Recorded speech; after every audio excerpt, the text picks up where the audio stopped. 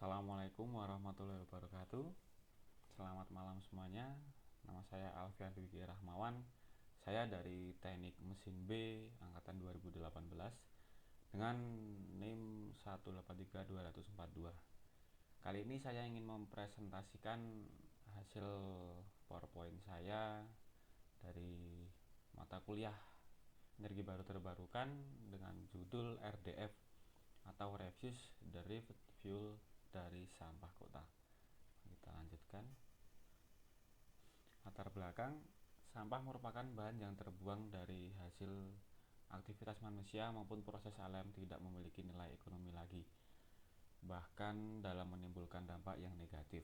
Selama ini, sampah kota menjadi salah satu masalah lingkungan yang memerlukan penanganan yang sangat serius.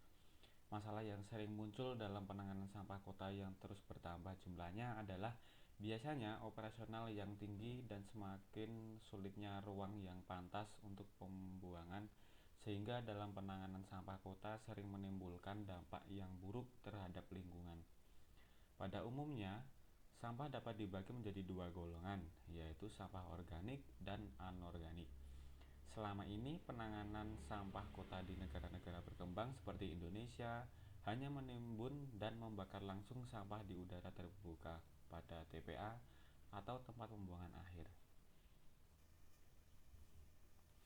Hal ini juga tidak bisa mengurangi 100% sampah dan akan menimbulkan permasalahan baru, yaitu produksi yang dihasilkan zat-zat polutan yang dapat mencemari lingkungan, yaitu gas-gas hasil pembakaran seperti CO2, NOx, SO2, dan lain-lain.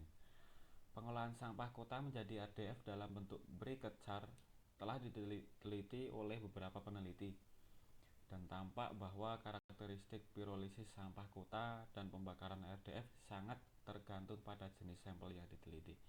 Oleh karena itu, maka dalam artikel ini akan disajikan hasil penelitian mengenai pengolahan sampah kota terseleksi menjadi RDF dengan menggunakan sampel dari beberapa jenis sampah yang banyak dijumpai di Indonesia dan belum terolah secara maksimal.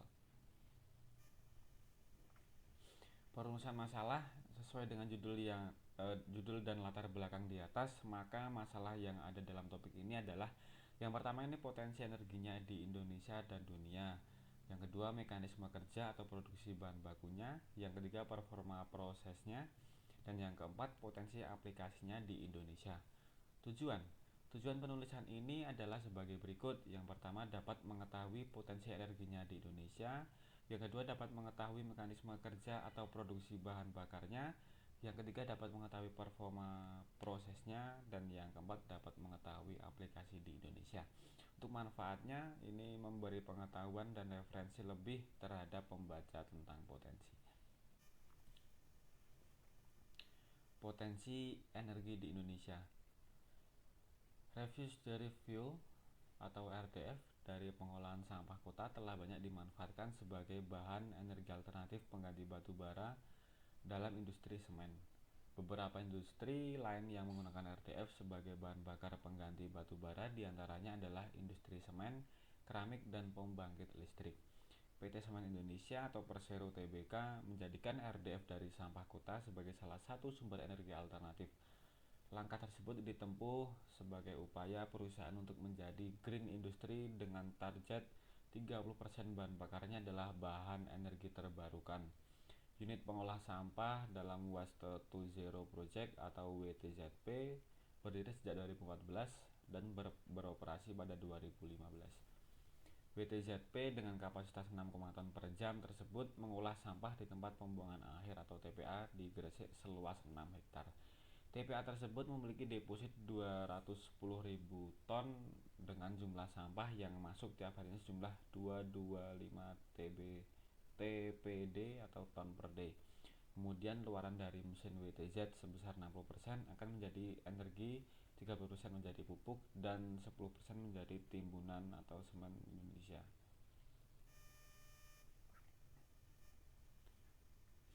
Mekanisme kerja atau produksi bahan bakarnya.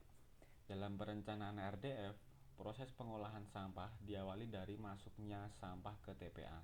Selanjutnya dilakukan pemilahan sampah. Tahap pertama di tempat pemilahan dengan alat belt conveyor konveyor antara sampah kering yang berupa sampah plastik, kertas, kaleng, besi, aluminium, botol atau kaca, kain, dan karet atau kulit.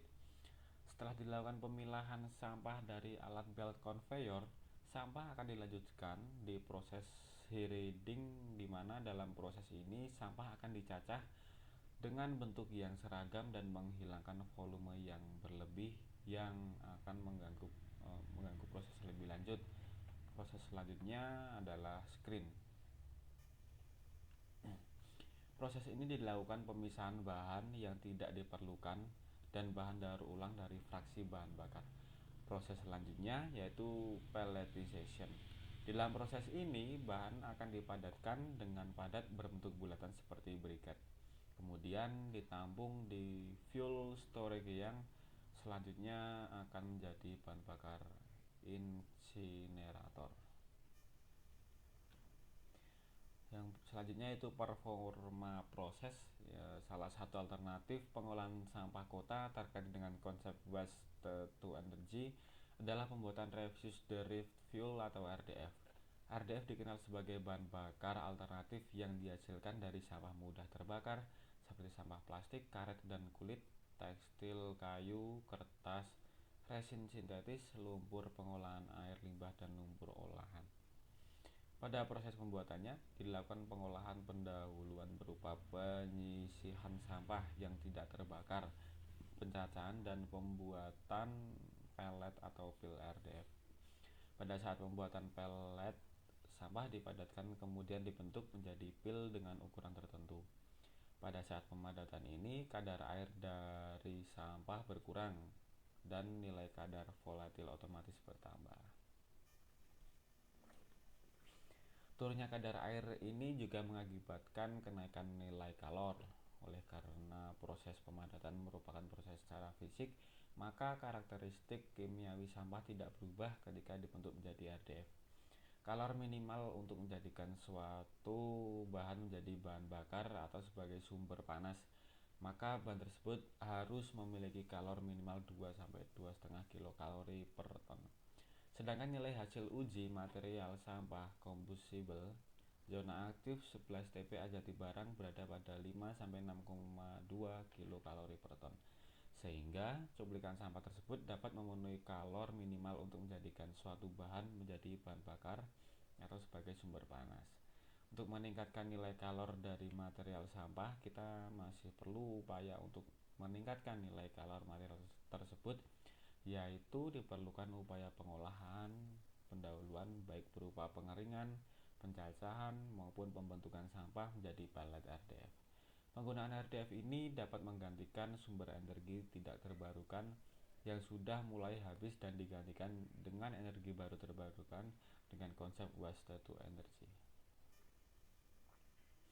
Aplikasinya di Indonesia. Nah, ini RDF adalah teknologi pengolahan sampah melalui proses homogenizer menjadi ukuran atau butiran kecil atau pelet yang selanjutnya dapat dimanfaatkan untuk sumber energi terbarukan dalam proses pembakaran pengganti batu bara.